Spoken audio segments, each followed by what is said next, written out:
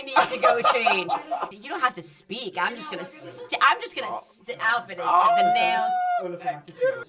I do feel like I need to go change though. I mean, look at my shoes compared to your shoes. Yeah, but you have to be comfortable. You just flew in. I did. Yeah. And boy, are my arms tired. What are you worried about? What keeps you up at night? We've never killed anything before. You've never had a pack before.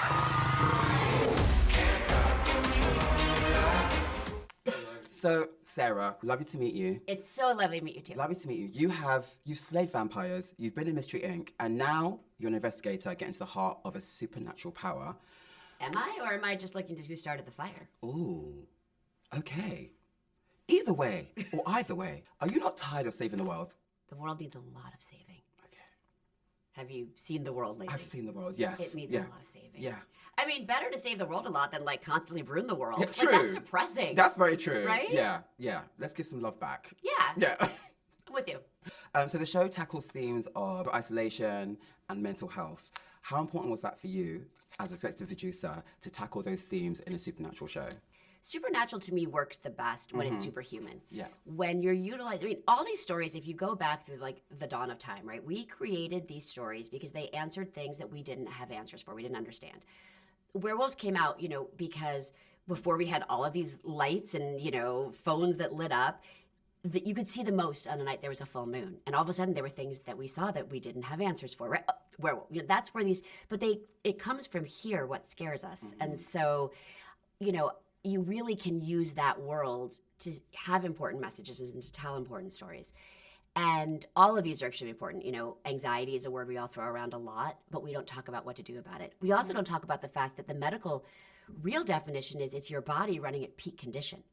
So if you can harness that, if you can learn how to control that, that's a superpower. Yeah. It's not a negative. The idea of these devices that as we are becoming more and more digitally connected, we're emotionally becoming more and more disconnected. I look at, and it's not just kids, I see people at restaurants all the time like this or videoing, and we're so busy recording our life.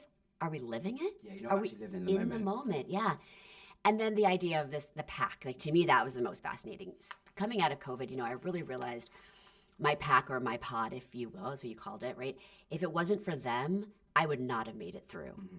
And I'm a person, I'm a social person. I want to touch and talk, and they provided that for me in that time. And what it's like when you're looking for where you fit in. Yeah. And that's what we all want, right? We all we want to fit in. We want to be loved for who we are, and we want to have people that get what makes us tick. Yeah, no, exactly. And I think the theme of a pack is going to resonate so much with your audiences, especially queer audiences who, a pack is your chosen family. Right. And I wanted to ask you, how important has that been for you over the years to find your pack, your chosen family? Oh, I'm a big believer when there's no blood is thicker than water for me. I mean, and I always say to people, it's an honor because you don't choose your family, you choose that pack. And those are the people that keep you going and are there for you in such a different way because they choose to be there. There is no obligation. And it's extremely important to me. Yeah. You also spoken about creating healthy work environments on set. As an executive producer, how did you enforce that? Because obviously I know you haven't always had the best experience yourself personally. How did you enforce that healthy work environment? Absolutely. And I want to clarify too that it wasn't just one job. I had many jobs where I experienced that. And I don't think it's indicative or just specific to Hollywood. I think that's any job. When you're new, when you come in, you're told not to make waves. You don't want to, even if something's making you uncomfortable, because they're just going to replace you, especially now. And there has to be a world where the jobs that we are on are communicative, they're collaborative, and voices are heard and feelings are acknowledged, right? Feelings aren't fact, but you are feeling that way. And sometimes it's simple things. We were talking earlier about how, we work long hours. And if sometimes someone's too tired, there's this thing now called Uber where we could get someone a car and we can get you back to get it. And take care of yourself in that way. And that goes for mental health and physical health. Yeah. I said to not just the kids on the set, if something, to the production assistants, to whomever, if you see something, what's that old joke? If you see something, say something, tell me.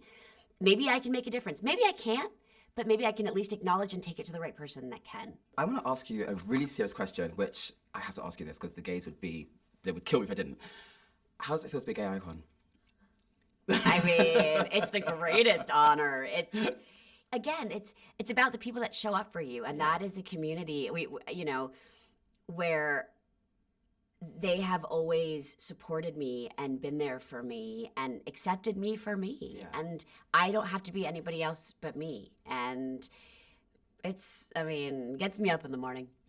Yeah, because you've played some pretty spectacular characters that have been instrumental, I think, in giving queer voices, outcasts, women a voice. How has that impacted you personally? A friend of mine the other day, a gay male friend of mine asked me the other day and said, I have to be honest, didn't grow up here. He's like, I didn't watch Buffy. It's okay. There are people. And he said, why was Buffy a gay icon? Was it because one of the characters was gay?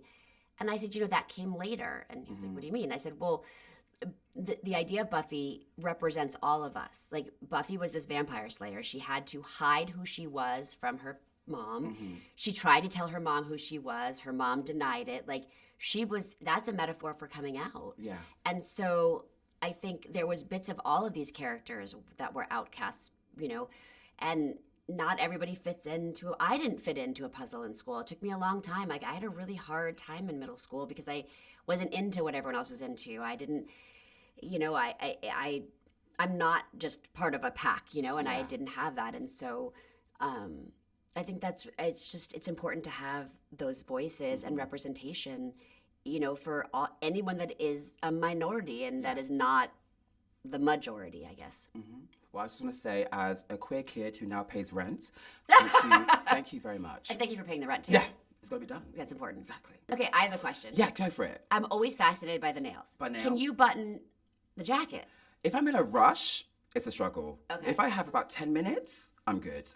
Okay. Yeah. I'm always fascinated. My sense of perception is, like, I go to grab a glass, I can't grab it. So when they're off, I can't function. Hey, fashion is you struggle for it. Right? Exactly.